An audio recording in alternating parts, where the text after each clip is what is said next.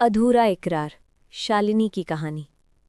मेरा नाम शालिनी है और मैं आज 42 साल की हूँ। ये कहानी मेरे जीवन के उस दौर की है जब मैं 38 की थी और अपने घर के पास एक युवा पड़ोसी से मिली।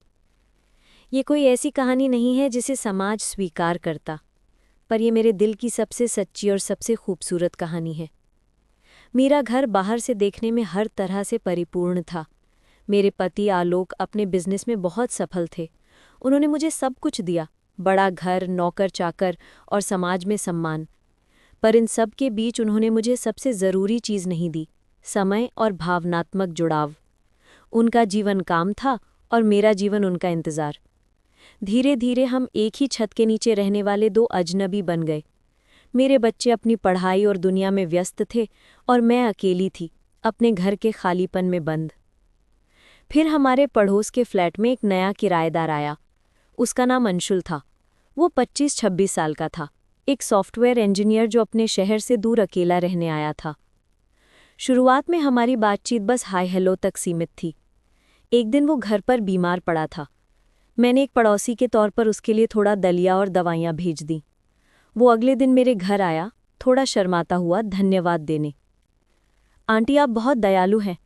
इस शहर में मैं अकेला हूँ और किसी ने इतनी देखभाल नहीं की, उसने कहा। उसकी आंखों में सच्ची कृतज्ञता थी। मैंने महसूस किया कि उसकी आवाज़ और उसकी आंखों में वो गर्मी थी जो मुझे अपने घर में बरसों से नहीं मिली थी। अनकही रिश्ते की शुरुआत। धीरे धीरे हम दोनों की दोस्ती गहरी होती गई। अंशुल जब भी ऑफिस से लौटता तो मेरे बालकनी के पास रुक जाता। हम दोनों चाय पीते हुए घंटों बातें करते। वो मुझे अपनी छोटी छोटी परेशानियां बताता, नौकरी का दबाव, दोस्तों से दूर रहना, और मैं जो इतने सालों से किसी से अपने मन की बात नहीं कह पाई थी, उसे अपनी पुरानी स्मृतियां सुनाती, अपने अधूरे ख्वाब बताती। अंशुल सिर्फ सुनता नहीं था, वो सच में सुनता था। वो मेरी भावनाओं को पहचानता था। जब मैंने उसे बताया कि आलोक अक्सर देर से आते हैं और मुझे अकेलेपन से डर लगता है, तो उसने पलटकर कहा, मैम, आप इतनी समझदार और अच्छी हैं, आपको तो किसी भी रिश्ते में केंद्र में होना चाहिए। उसके इन शब्दों में कोई चालाकी नहीं थी, बस गहरा सम्मान और प्रशंसा थी। उसकी आंखों में मैंने वो आकर्षण देखा जो किसी युवा पुरुष को एक बुद्धिमान और संवेदनशील महिला के प्रति होता है। मेरे लिए वो पल जादुई था। मुझे पहली बार लगा कि मैं अब भी दिखती हूँ, मैं अब भी किसी के लिए ज़रूरी हूँ। अधूरा इकरार। हमारा रिश्ता दोस्त से कहीं ज़्यादा और प्रेमी से कम था। हम जानते थे कि हम दोनों के बीच की दूरी को कभी मिटाया नहीं जा सकता, पर यह भावनात्मक बंधन इतना गहरा था कि इसने मेरे अकेलेपन को पूरी तरह भर दिया था। एक शाम वो बहुत उदास था क्योंकि उसके माता पिता उसे नौकरी छोड़कर घर वापस आने का दबाव डाल रहे थे। वो जानता था कि ऐसा करने पर वो अपने सपनों से दूर हो जाएगा। उसने मेरी ओर देखा और उसकी आंखें नम थीं। मैंने उसका हाथ अपने हाथ में ले लिया। उस क्षण हम दोनों अत्यंत करीब थे। शारीरिक रूप से नहीं, पर भावनात्मक रूप से हम एक दूसरे में खोए हुए थे। मैंने कहा, अंशुल, तुम्हारे सपने तुम्हारे हैं। तुम्हें वही करना चाहिए जो तुम्हारा दिल कहे। मैं हमेशा तुम्हारे साथ हूँ। उसने मेरा हाथ कस के थाम लिया।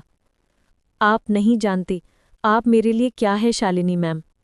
उसकी आवाज़ में रोमांस की एक परत थी, जिसे मैंने महसूस किया और जिसे मैंने दबा लिया। अगले दिन उसने मुझे बताया कि वो नौकरी छोड़कर दिल्ली जा रहा है, जहां उसे अपने सपनों का काम मिल गया है। मेरे दिल में तीखा दर्द उठा, पर मैंने उसे मुस्कुराकर विदा किया। मैं जानती थी कि उसे आगे बढ़ना है। अंशुल चला गया। मेरा घर फिर से शांत हो गया, पर अब ये शांति पहले वाली सूनी नहीं थी। ये एक गहरी समझ से भरी थी। मेरे पास अब भी खाली समय था, पर मेरे दिल में एक नई रोशनी थी जो अंशुल के निस्वार्थ भावनात्मक प्रेम से आई थी।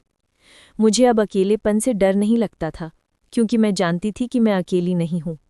किसी ने मुझे सच में देखा, मेरी कद्र की और मेरे लिए भावनात्मक रूप से खड़ा रहा। इस आत्मसम्मान ने मुझे अपने वैवाहिक जीवन की सच्चाई को एक नए तरीके से देखने की हिम्मत दी। जरूर शालिनी की कहानी को आगे बढ़ाते हैं, जहां वो अंशुल के जाने के बाद अपनी नई भावनात्मक शक्ति का उपयोग अपने वैवाहिक जीवन को संभालने और अपने लिए एक सम्मानजनक जगह बनाने में करती है। आगे का सफ़र, एक नया संतुलन। अंशुल के जाने के बाद मेरा घर फिर से शांत हो गया था, पर इस बार ये शांति पहले जैसी सूनी नहीं थी, ये गहरी समझ से भरी थी।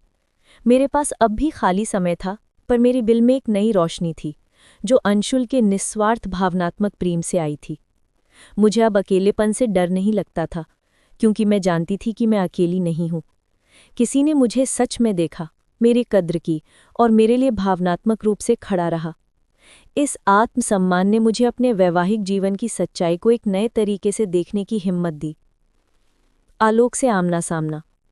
अंशुल के जाने के 1 महीने बाद आलोक विदेश यात्रा से लौटे। उन्होंने हमेशा की तरह घर में प्रवेश किया, अपने ब्रीफकेस को सोफे पर रखा और काम के बारे में बात करना शुरू कर दिया। पहले मैं उनकी हर बात में हाँ मिलाती थी, पर इस बार मैंने खुद को रोक लिया।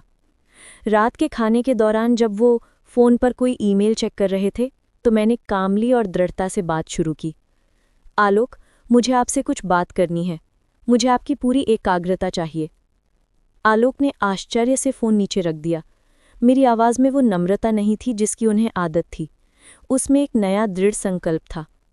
पिछले कई सालों से हम एक ही छत के नीचे 2 अजनबी बनकर रह रहे हैं। आपका काम आपकी प्राथमिकता है और मैं समझती हूँ, पर अब मैं उस उपेक्षा के साथ और नहीं जी सकती। आलोक पहले थोड़ा नाराज़ हुए, फिर रक्षात्मक हो गए। शालिनी, तुम क्या कह रही हो? तुम्हारे पास सब कुछ है, पैसे की कोई कमी नहीं है। मैंने धीरे से जवाब दिया, आपकी व्यस्तता मेरे लिए पर्याप्त थी, पर आपकी उपेक्षा अब नहीं। पैसे से घर भरा जा सकता है, दिल नहीं। अब मैं अपनी जिंदगी आपके इंतज़ार में नहीं गुजारूंगी। अपने लिए जगह बनाना। ये बातचीत कोई लड़ाई नहीं थी, ये एक स्पष्टीकरण था, अपने लिए सम्मान और समय की मांग। मैंने आलोक को अंतिम चेतावनी नहीं दी, बल्कि मैंने उन्हें रिश्ते की हकीकत बताई। उस दिन से मेरे जीवन का संतुलन बदल गया। स्वयं की पहचान। मैंने अपनी पुरानी पेंटिंग शुरू कर दी, जिसे मैंने शादी के बाद छोड़ दिया था। मैंने एक लोकल गैलरी में अपनी कला प्रदर्शित करना शुरू किया। मुझे एक पेशेवर पहचान मिली, जो आलोक की पत्नी होने से कहीं ज़्यादा संतोषजनक थी। सामाजिक जीवन। मैंने अपने पुराने दोस्तों से संपर्क साधा और अपनी सामाजिक दुनिया का निर्माण किया। अब मैं किसी और के इंतज़ार में खाली नहीं बैठती थी। संबंध में बदलाव। आलोक ने महसूस किया कि मैं बदल गई हूँ। वो अब घर पर पहले से कम समय देते थे, पर जब वो होते थे तो बेहतर गुणवत्ता वाला समय देते थे। उन्हें समझ आया कि अगर उन्होंने भावनात्मक निवेश नहीं किया तो वो मुझे पूरी तरह खो देंगे। ये डर उन्हें वापस रिश्ते में खींच लाया। शालिनी ने अंशुल के प्रेम को एक ताकत के रूप में इस्तेमाल किया। उस निस्वार्थ भावनात्मक जुड़ाव ने उन्हें वो आत्मविश्वास दिया कि वो प्यार और सम्मान के लायक हैं।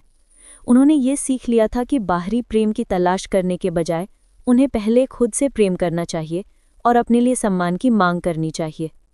ये अधूरा इकरार शालिनी के लिए एक नई शुरुआत बन गया, एक ऐसा इकरार जिसने उन्हें न सिर्फ अकेलेपन से बचाया, बल्कि उनके वैवाहिक जीवन को भी एक नया सम्मानजनक आधार दिया।